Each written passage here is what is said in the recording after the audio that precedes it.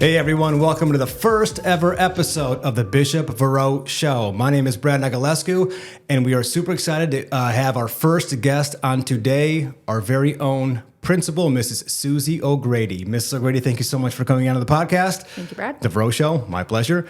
I want to thank you, first of all, for letting us put this together. I think it's going to be something super cool, so I appreciate it. Thank you. Of course. So, you are now entering your 30th year at Bishop Verot. Correct.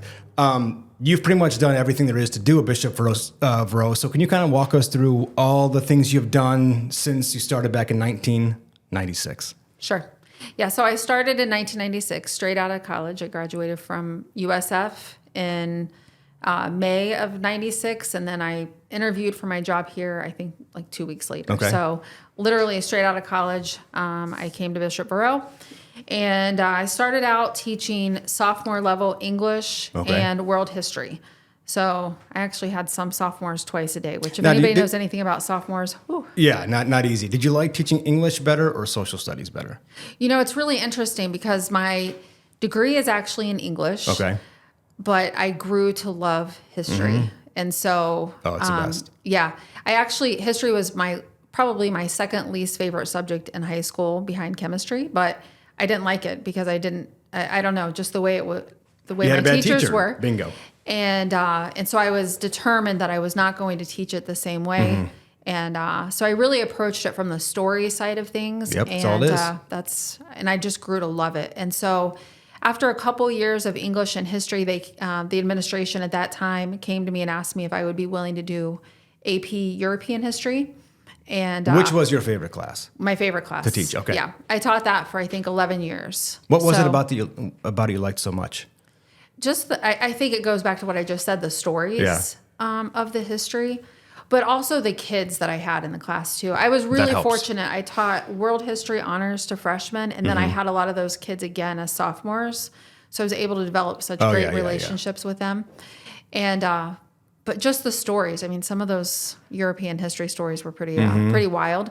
And so the kids would, they would like that. Yeah. Like, no way, Right. So I like that. And then I started our law studies class here. I think it was probably like my third or fourth year here. So I taught that for a while. I taught government for a while, American history. Did you like teaching government?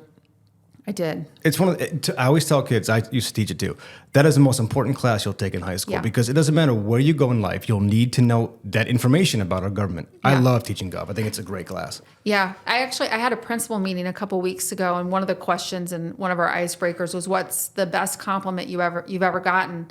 And one of my government students wrote me a letter after she voted for the first time. Aww. And she said, basically, I never really thought about voting. I never thought it was that big of a deal, but you made us realize how important it was. Amazing. That's the best. And so, it was awesome. Yeah. So I did. I really like teaching government. I'm kind of a news junkie person, which I know you are too. We have that in 100%. Common. So, yeah. So those are so I taught pretty much every class in the social studies department except for economics. That's not my thing. And then I think it was 2011, our dean of students left. And so some of my colleagues came to me and suggested that I kind of throw my name in the hat for that. And so I did. I applied for that position. I got that role. And I was dean of students for 3 years. Did you enjoy that? This discipline, I was in it for a year. It's hard. Yeah, it is probably the hardest job in the school. Did you enjoy doing it? It's hard. I think enjoy is a tough word. I mean, it's important. Oh, for sure. I think it's very important. I always tried to approach it from being fair. Like when I was teaching, my students would always say, like, you're fair and you're consistent. And I think when it comes to discipline, you have to be fair and consistent. Absolutely.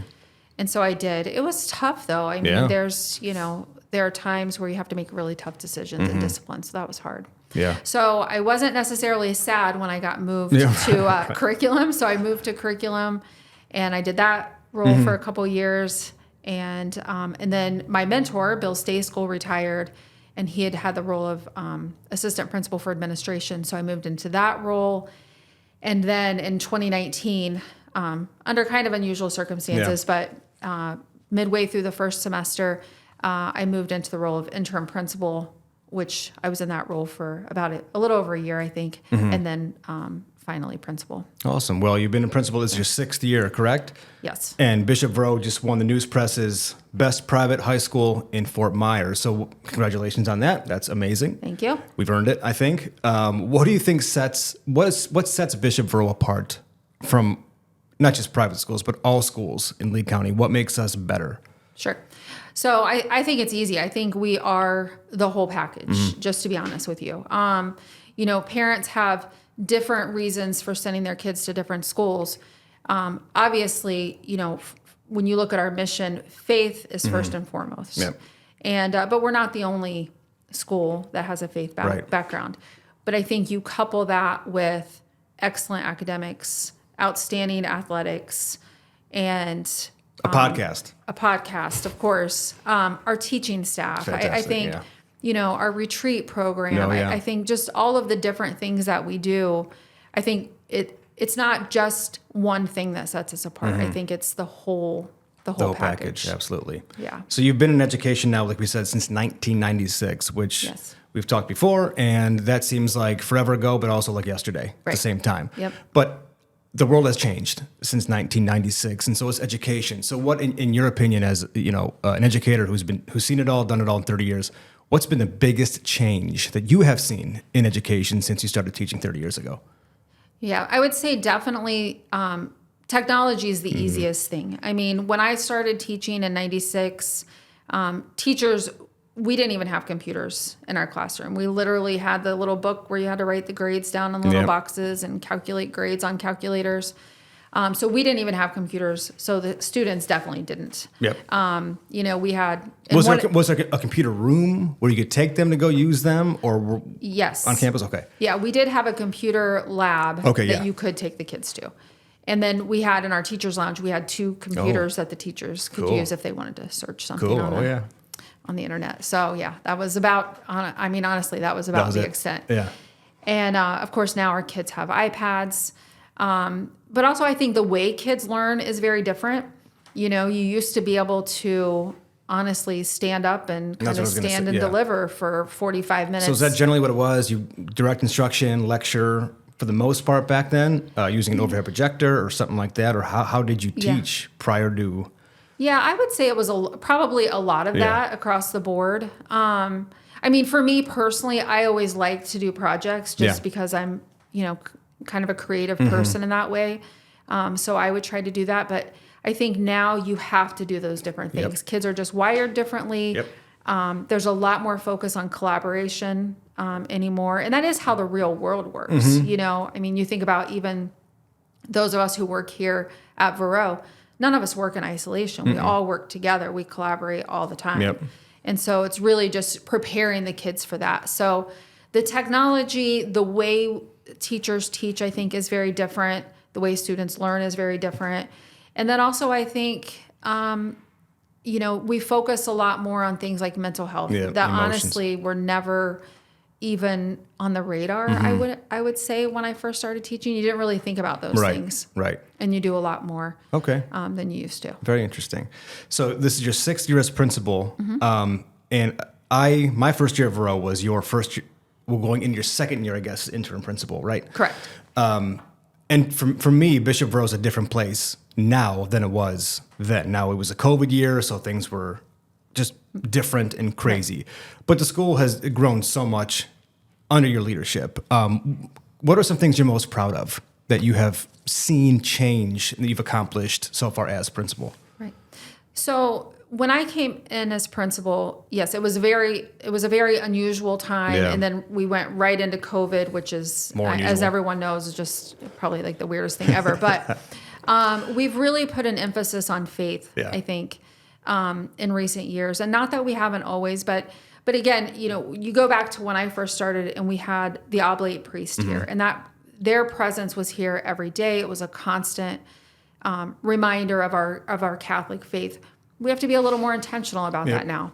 And so we've really put an emphasis on that. And I think that we're seeing the fruits of that now. And, one of my favorite things that we do here, actually, you started, and I tell people all the time, it's just such a cool thing where we do worship every Monday. And I just think how many schools can take almost 900 kids into a theater and talk about faith, and the kids are attentive. Yep. And not only are they attentive, but they volunteer to get up and speak about it. It's really very special. Yeah, we just had a student yesterday get up at worship and talk to everybody. Did a fantastic job. He's a football captain, and just an amazing experience when you see these kids get up there in front of their peers, which is terrifying. Right. And talk about God and their faith. It's so powerful. It's fantastic. And it's really special when you as an adult can sit there and learn from the kids and learn from, like I was just in such awe watching him speak and just think, what a special young man that he has such strong faith and that willingness to share it. I'll tell you a second story. This morning, I was with a student who did morning prayer today, actually. And I was asking her what she wants to do next year going forward. And she wants to do something with her faith, whether it's go into the church or maybe become a lawyer, a canon lawyer. And I asked her, where does your faith come from? Because I know that she has very strong faith. And she said, well, growing up in my family, faith was very important, but then I kind of lost my way a little bit. But she said, coming to Verot changed that. Yeah. And the praying every single day, the theology classes, the retreats have changed her. And so now she wants to do something with her faith for the rest of her life, which I think solidifies the fact that we're doing a good job in our mission. Yeah. So thank you. That's awesome. Yeah. I just, it's so important. We actually have a new teacher this year who came from a school in Ohio where one of our graduates is working. Ohio, shout out. Yeah. Shout out to Ohio. So she's working and she's a nun, and she told him that her faith really blossomed at Bishop Verot. Now that was many years ago, but having had her sit in my class, you just think that is something really special to think that this school can turn out young men and women who want to go and serve the Lord in our community. So it's pretty special. So being a principal is a difficult job, and I tell people this all the time. It's something I could never personally do. You are the CEO essentially of the school, and CEOs in the business world have to deal with shareholders and a board and employees. That's pretty much it. But as a principal, you have to deal with teachers, students, the diocese. You have just so many different groups that you have a board, athletics. I mean, literally, it's almost endless, the amount of people that you deal with and have to talk to all the time. Number one, how do you do it? And what's the biggest challenge for you personally, being the principal of Bishop Verot? Yeah. So it's definitely a challenge. An interesting little side note, I never had any desire to be principal. Like, it's well talked about within my family. I was like, no, I'm fine. I love my role as assistant principal, and that's fine. But obviously sometimes God has other plans for us. So for me, I think, I really, the hardest part is balancing, trying to balance, the wants and needs of all of those different groups that you just mentioned, trying to figure out how to make everyone as happy as you can. You're never going to make everyone happy, but you try. And so I think the way that I try to approach it is to just, I really do always try to do the right thing. I know that probably sounds cliche, but from the time I was a little kid, my parents will always say, like, Suzie, you had this sense of right and wrong. And it's just kind of how I'm hardwired. And so I really do, anytime I make a decision, I really do try to just focus on what's right and what's wrong. And sometimes you upset people. And, I guess you hate that. Like, it's never easy making a decision that's unpopular, but sometimes it's right. You have to, because it's the right thing to do. But that's definitely the hardest. Okay. What's been the best part of being principal of Bishop Verot? So the best part, hands down, is working with the students and the staff. We have so many amazing people who work here and walk the halls, and kids that they're all really good in their own way. Like, even sometimes when they get in trouble and they make bad decisions, God a little more than others. They need God a little more. Yeah, I always say, their brains aren't fully developed, and so they're going to make, bad decisions. So you have to remember that sometimes. True. But I don't know, like, I just love walking through the hall and, just seeing the kids. I love watching them interact with each other. But my favorite part, hands down, I think, is when you have a kid who has struggled, whether it's academically or discipline or, whatever it might be, or had personal struggles. And then you see them walk across the stage at graduation, and you just know that they have fought through whatever those challenges are, and been able to make it. And Perfect. It's just a proud moment. It's like a proud mom watching them walk across. Awesome. Well, I have one last thing to do. I have some random questions to ask you so we can get to know you a little better. Okay. So first one is, if you weren't in education, what would you be doing? So if I was not in education, this is a tough question. Okay. I feel like I would really love to be a detective. Okay. Just because my brain works that way.